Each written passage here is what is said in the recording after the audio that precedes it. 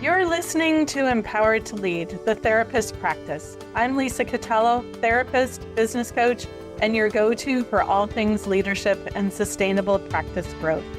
This is your space for real talk, smart strategies, and grounded support to help you lead with confidence, work with intention, and build a business that actually works for you. Let's dive in.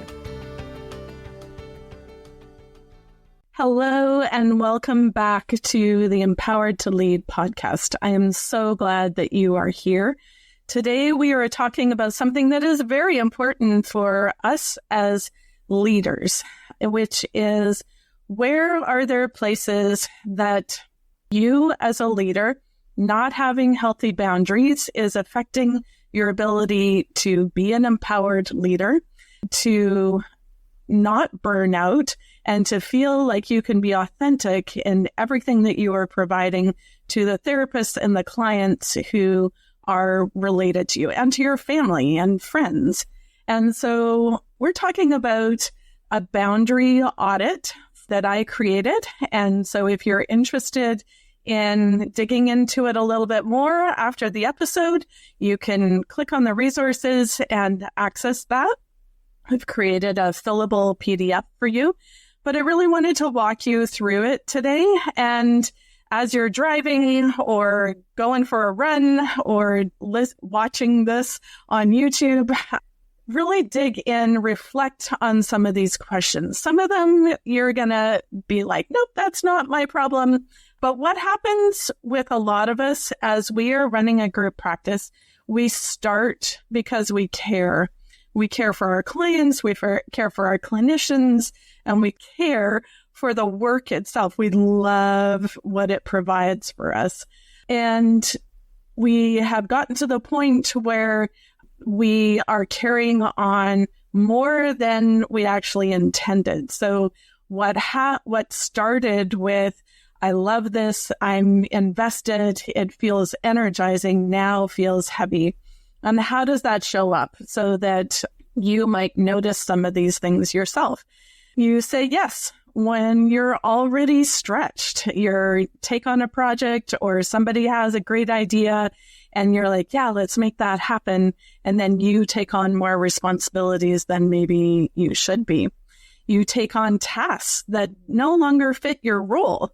So when I'm creating this boundary audit, my admin is on mat leave, and I really wish that she wasn't, because this is no longer a task that fits my role. And so you may be answering phones, you may be tracking some metrics that you don't need to. You take on tasks that are no longer part of your CEO obligation or role. You might be avoiding hard or difficult conversations just because you want to keep the peace, or you don't want to lose another therapist. And so you're staying away from difficult conversations. And sometimes you agree to a compensation structure that actually no longer works for your business. Maybe it never worked, but you're worried that you're going to lose a therapist, or maybe they'll never join you. And so you stretch and you provide something that is not in alignment with what is taking care of your business and your energy and your clients and your therapists. So this workbook that I've provided, this podcast today, is an invitation for you to pause and to notice where some boundary violations might be happening for you. And really, we tell our clients all the time, but sometimes it's really hard for us to implement some of these things. Healthy boundaries aren't about doing less or caring less. When you put healthy boundaries in place, it doesn't mean that you don't care about your team. It's about leading with clarity so that your practice, your business, your finances, and your nervous system can stay sustainable, so that you can keep the doors open on this business and that you can thrive and you can be the leader and provide what you actually want to be providing. So here are some of the questions I want you to consider as you do your own boundary audit. Where maybe are you stretching if you're feeling burnt out or you're feeling like, I really resent this person, where's that showing up? So first question, where am I saying yes when I want to say no? The key element of boundaries. I want to authentically say yes, and I want to authentically say no, and sometimes they get mixed up. And so the check-in for this is, what are you agreeing to out of guilt, fear, or habit? This is something I've always done. So how can I give that to someone else?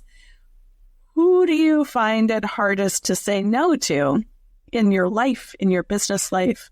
And so as we reframe that as a CEO, as the leader of the business, a CEO who is stepping into empowered leadership says yes based on alignment, not obligation. So as you move forward and you're doing this audit of your time and boundaries, here's an action step. What is one yes that you are ready to pause or renegotiate or flip around and say no to? Let me give you a second to think about that.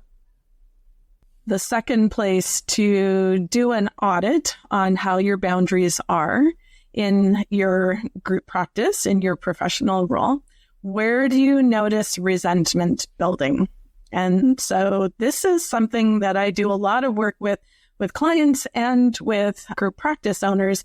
If we're starting to notice some of these things building up and building resentment, that's a good sign that we need to implement some healthy boundaries and protect us so that we protect the relationship. So where the check-in is, where do I feel underappreciated or taken for granted? Who am I quietly resenting and why? Where does the money piece show up? So others are earning more, it's easier for them to make money, or maybe I could be earning the same without all of this responsibility. Where's that showing up? What am I giving that I haven't agreed to give? So maybe we just passively didn't say anything. And now it's on our shoulders. And I actually don't remember agreeing to give to you in that way. The CEO reframe for this is, as an empowered leader, resentment isn't a flaw. It's information about missing boundaries. So don't judge yourself for having that resentment. Don't excuse it. Just be curious. Where are some boundaries that you might need to implement? The action step for this one is find one place where resentment is signaling a boundary that needs attention and write it down. Even just that first step can be huge as we acknowledge that resentment is building in this area. Sometimes that's the hardest first step. Number 3. What tasks do I keep taking on because it feels easier, it seems easier than delegating? Well, if I don't do it, it won't get done right. Or I just have to explain myself in order to make this happen is faster if I just do it. And then we're extended further than we want to be, or now we're working at 8 o'clock at night when we're really wanting to stop working at 6. So I want to ask you to check in. What do you default to doing yourself? And what story do you tell yourself about why you can't delegate this yet? So maybe you know that you want to delegate, but you're waiting for something to fall into place. What is that? Is it true? Is that valid? So the CEO reframe of this, when you're an empowered leader stepping into your CEO role, what feels easier now often creates pressure later. So I might be taking this on because it's easier, faster, whatever we say. But if we keep taking that on, if we keep the responsibility for that, Does it actually make sense, or should I be delegating this? So your action step for this one is to name, again, one task that you could begin transitioning off your plate. That could be scary. It can be exciting. It can be like, Lisa, you don't know what the hell you're talking about because I can't delegate that. But write it down and start contemplating it. Maybe there's a goal, a person in sight that can take that off your plate for you. Here's another question. Another question in the audit. Where am I rescuing instead of leading? Kind of goes with the last one, but also when we are people pleasers, when we are scared of somebody leaving, when we are not valuing ourselves and not feeling empowered as a leader, we start rescuing. We start grabbing on to people. We start trying to save things. So the check-in is, where am I stepping in to prevent discomfort or mistakes? My discomfort or their discomfort? Be a little curious about that as well. Whose responsibility are you carrying that actually isn't yours? You're rescuing them. So there have been times when my admin, who's on mat leave, my Melissa, I call her, there have been times when I have asked her to do tasks. So one thing that really stands out is social media.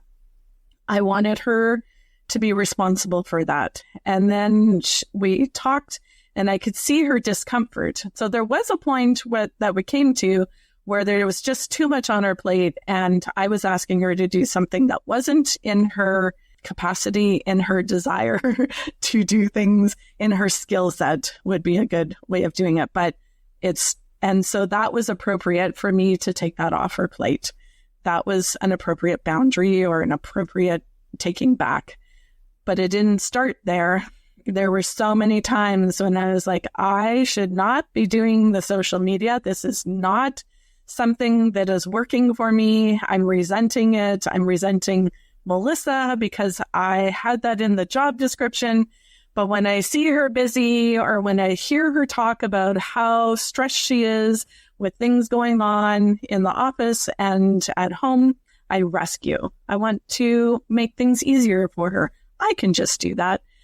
I'll just spend a few hours on Saturday. I'll take care of it. And then she doesn't have to work on the weekend or she doesn't have to stress about that. I'm rescuing. I'm not actually leading. So the empowered leader reframe, the CEO reframe of that is rescuing keeps the peace. Leadership builds capacity. So when we explored her capacity, her ability to do social media, let's be honest, with Melissa, it was not a skill set. And so we realized that pushing there wasn't actually appropriate, but we had somebody new start and she was a little anxious about it. And we put that on her plate. Here's the ways that you can do this. Here's some examples.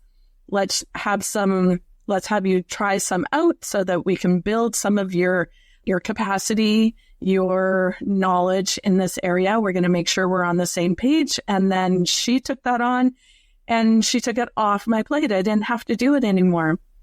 So appropriate. When you're thinking of building capacity, sometimes you can go, well, okay, you can just take care of this. I don't want to do it. And then you look back and you're like, well, that was crap, or that doesn't represent me well. So recognizing, being realistic about capacity and skill set, but also where am I rescuing rather than leading this person and helping them excel? So your action step for this one is to identify one situation where you will pause before stepping in. Let you think about that for a sec. The last question I want you to consider is, what decision have you been avoiding? There can be so many, and there can be so many reasons. We're going to keep this to how does this point to we don't have some healthy boundaries in this place. So the check-in is, what decision keeps looping in your mind? There's a decision that you know you have to make. You're afraid of what will happen if you make that decision. So there's fear. You're worried about who that's going to impact. All the people involved. It may impact you as well. But there's something in fear that is happening that is not letting you make that decision. So the reframe of that as an empowered CEO, leader of your business, is avoided decisions quietly drain energy. So the longer you put that decision off, the more you're going to notice your energy draining. There's a group practice owner that I have worked with for a number of years. She had a really hard decision to make in letting somebody go. And she had finally come to that decision. And then it happened. She let that person go. And all of a sudden, she's got all this energy. She's got all this capacity to be present for her team. She's exhausted because she has to take on this person's role because they don't have somebody in place yet to take that on. But there's a lightness, there's a freeness to her. And what that does is that trickles out into your team. And so some of your decisions might be related to hire slow, fire fast. They might be related to, I don't want to hurt this person. This is going to have this impact on their life. Where is fear keeping you from making that decision? So your action step for that is the next small step you're going to take towards making that decision is fill in that blank.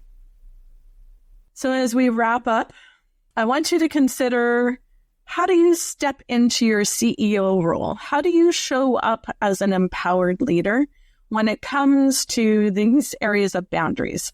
So reflect on what we've talked about. What pattern do you notice as I posed these questions? Where are you ready to lead with more clarity, both for yourself, for your team, maybe for home? And how can you step into that? So one way that you can step into that is we think about, I usually try and end with a leadership challenge, is over this coming week, before you listen to the next episode, where is one boundary that you are going to strengthen because it supports you in your CEO, your empowered leader role? Email me. I would love to hear what that's going to be. You can access this tool, again, through the links and the resources, or you can contact me. Right now, I'm only offering this boundary audit to Empowered to Lead listeners. And so you are a special leader. And I really hope that this helps you to reflect, to help you step into that leadership role. We need you. We, across Canada, clients need you to be really excelling in your role, to feel energized, to feel like you have capacity. They need you because when you feel like that, you can lead your therapist well. And your therapists need to know that you are feeling like you want to be there, that you are not resenting them. They want to know, they signed on to come to your group practice because there's something about you that attracted them to join your group practice. And they want you to be fulfilled and to be empowered. And so how do you step into that empowered leader role and enact some healthy, authentic boundaries in your life? Until next time, thank you for tuning in, and I look forward to connecting with you and hearing how those boundaries come into place for you. Thanks for hanging out with me on Empowered to Lead, the therapist practice. I hope you're walking away with something that you can put into action, because leadership isn't about doing more, it's about leading with purpose. If you're ready for deeper support, I'd love to see you inside the Group Practice Connection. my monthly membership where Canadian therapists like you get coaching, community, and the tools to build a business that actually supports your life. You can check it out at grouppracticenetwork.ca. The link's in the show notes. And hey, don't forget to hit follow so you don't miss what's coming next. We're building something great here, and I'm so glad you're a part of it.